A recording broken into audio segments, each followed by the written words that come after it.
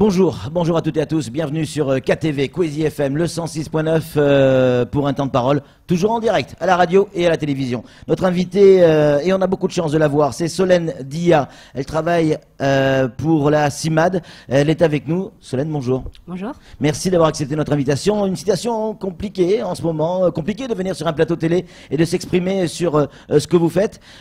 Aujourd'hui, Solène, on a des gens qui ont été expulsés de Mayotte.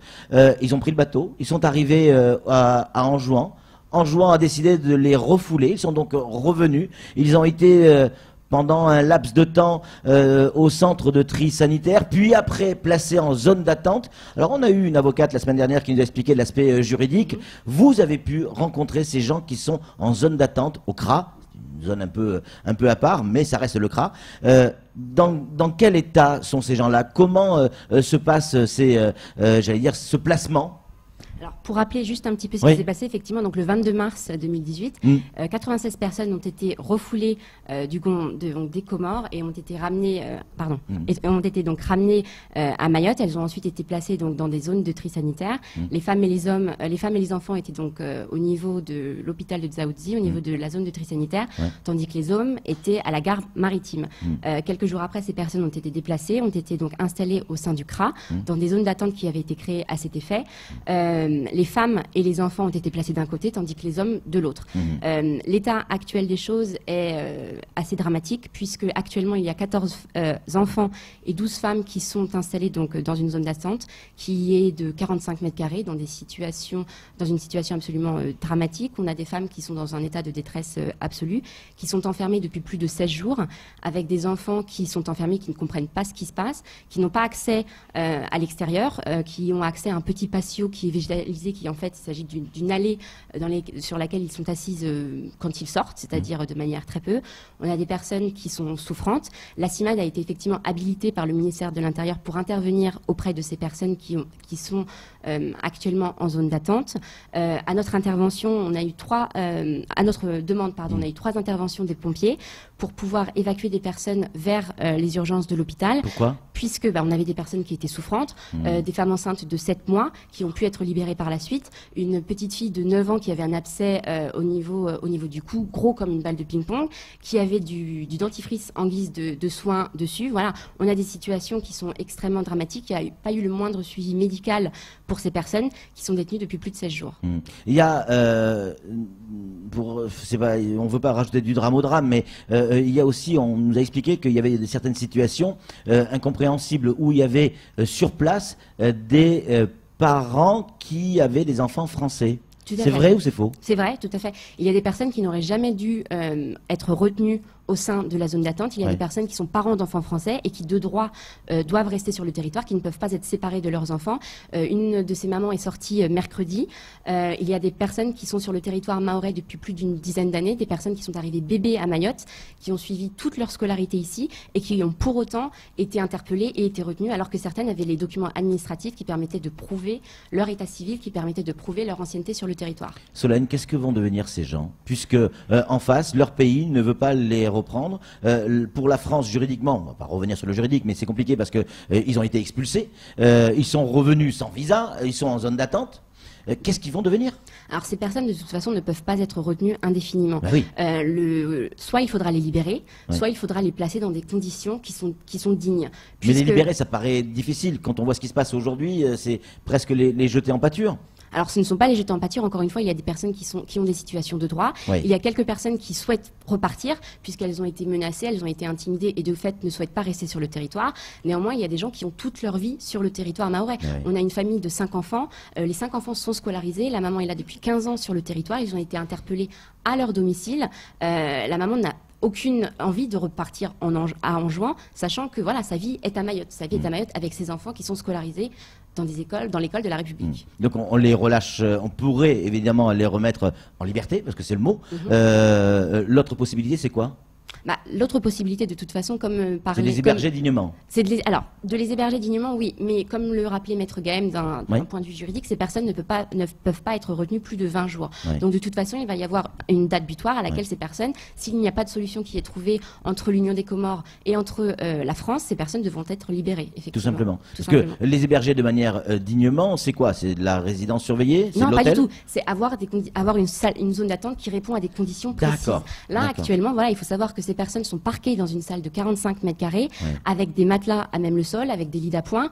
On a une dizaine d'enfants, dont plusieurs en bas âge. On a des bébés. On a des femmes qui sont donc enfermées depuis plus de 16 jours, qui sont dans un état de détresse, mais vraiment incroyable, qui ne comprennent pas non plus ce qui se passe, qui souhaitent partir, qui souhaitent être libérées, puisqu'elles sont détenues, elles sont enfermées. Mais il y a bien des médecins qui viennent les voir, j'imagine. Non, ils sont... Non, il n'y a pas eu la moindre visite médicale. Grâce à notre intervention, il y a eu trois appels donc, auprès des pompiers pour qu'ils puissent venir et évacuer des personnes qui étaient donc, dans cette situation sanitaire extrêmement alarmante. Sinon, il n'y a eu aucune autre visite. La CIMAD, donc, elle a été habilitée. On avait demandé l'agrément. Pour autant, il n'y a pas eu de visite médicale. Vous avez pu discuter avec ces gens sur place, vous entretenir. Alors vous venez de nous expliquer, il y en a certains qui veulent partir, ça s'appelle des départs volontaires. Mais qu'est-ce qu'ils ressentent, notamment cette dame qui a vécu 15 ans ici, qui a ses enfants ici, scolarisés. Qu'est-ce qu'elle ressent aujourd'hui? Ils se sentent abandonnés. Il y a clairement un par manque. Qui par tout le monde. Il y a un manque de considération. Ces personnes, elles sont enfermées depuis 16 jours dans l'indifférence générale. On ne s'imagine pas les conditions dans lesquelles elles sont détenues. On parle encore une fois, je le reprécise, mais d'une salle de 45 mètres carrés, avec des matelas à même le sol, sans literie. On parle d'enfants qui ne cessent de pleurer puisqu'ils sont enfermés toute la journée. On parle d'effets traumatiques, d'enfants et de femmes qui vont être traumatisés après ce séjour qui est absolument inhumain.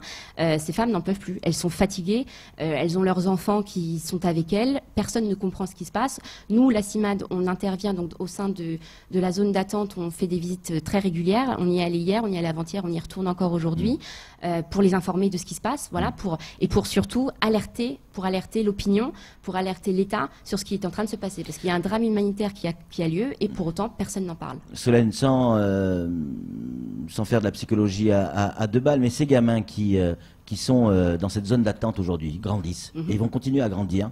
Quel regard ils vont avoir sur la France?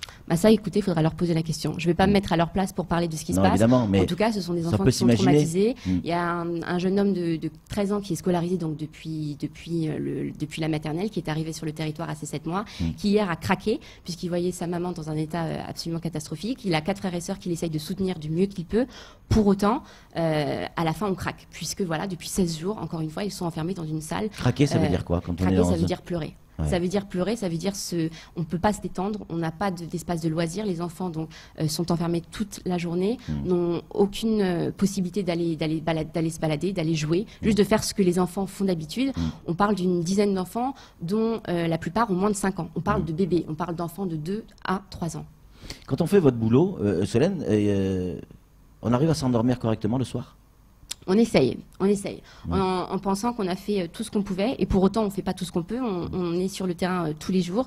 Tous les jours on essaye d'alerter l'opinion. Tous les jours on essaye d'informer sur ce qu'il se passe. Voilà, les personnes étrangères ont des droits qui ne sont clairement pas respectés, puisqu'encore une fois certaines de ces personnes étaient en situation administrative régulière, avaient des droits qui n'ont pas été respectés. Si on était en métropole, ça se passerait de la même manière?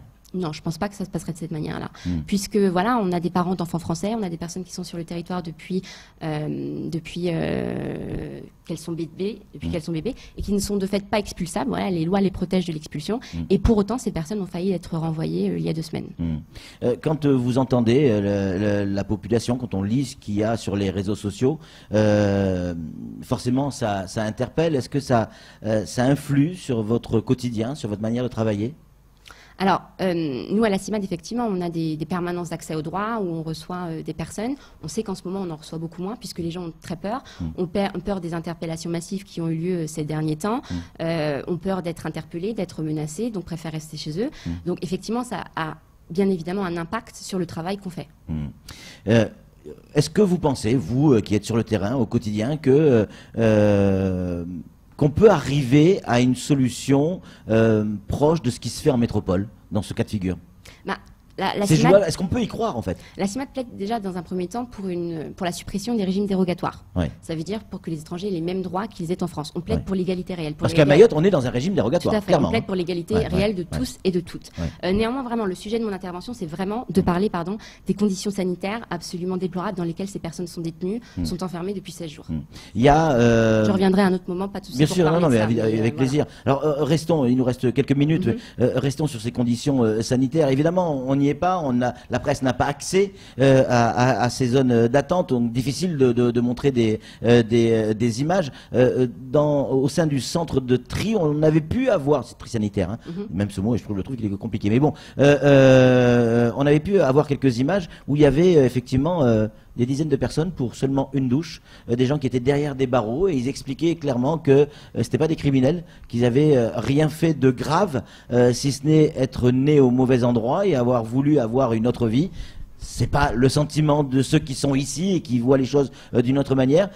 C'est pareil au CRA où les conditions sont un peu meilleures. Alors en zone d'attente, puisque les régimes centres de rétention c'est dans le même bâtiment. C'est le même bâtiment, mais les régimes sont différents puisque en zone d'attente, ce ne sont pas les mêmes personnes qui sont placées donc au sein du CRA. Ces personnes ont les mêmes sentiments puisqu'encore une fois, elles sont parquées dans une salle. Elles sont privées de liberté. Il y a clairement eu des atteintes aux droits qui n'ont pas été respectées. Les images que vous avez pu voir où effectivement il y avait des hommes qui étaient enfermés derrière des barreaux. Quelques jours avant, il s'agissait des femmes et des enfants qui y étaient. Il y a des femmes qui n'ont pas pu prendre de douche lorsqu'elles y étaient. Là, actuellement, certaines femmes nous disent qu'elles ont pris 3, voire 4 fois des douches depuis plus de 3 semaines. Il n'y a pas de bassine pour les enfants, donc elles lavent leurs enfants dans leurs bras.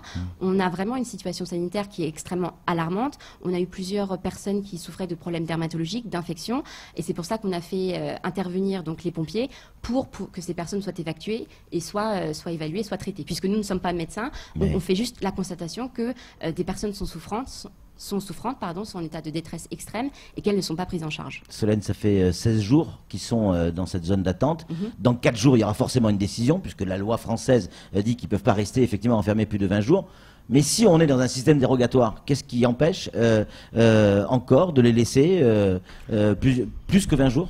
La loi est la loi. À partir de ce moment-là, les personnes doivent être libérées au bout du laps de temps qui avait été... Il n'y aura pas de système dérogatoire après ces 20 jours? Je ne suis pas juge, je ne suis pas magistrate, donc je ne peux pas vous dire. Néanmoins, voilà, ces personnes sont déjà détenues depuis 16 jours.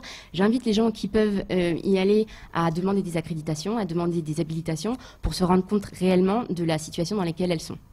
Dernière question, après on vous embête plus, Solène. Est-ce que ces gens qui ont de la famille, des amis, des proches qui sont à Mayotte peuvent être visités? Est-ce qu'on peut aller les voir? Absolument, j'allais revenir à ça justement. Ces personnes n'ont pas pu recevoir la moindre visite. On a une maman qui a 3 enfants en bas âge, qui a été interpellée, qui a 3 enfants donc de 6 ans, 4 ans et 2 ans, qui sont tout seuls chez elle, puisqu'elle n'a pas pu les contacter. Personne ne sait ce qui se passe de ces enfants. Voilà. Merci beaucoup, Solène, d'être venue sur ce plateau, d'avoir répondu à nos questions. Oui, l'immigration peut générer des choses horribles, on l'a vu, et on l'entend encore aujourd'hui. Alors évidemment, on l'a entendu à longueur de journée, tout est forcément de la faute de l'immigration. Ça, on l'a entendu juste avant Solène, mais on se retrouve quand même dans des situations humaines et sanitaires dramatiques. C'est tout pour ce temps de parole.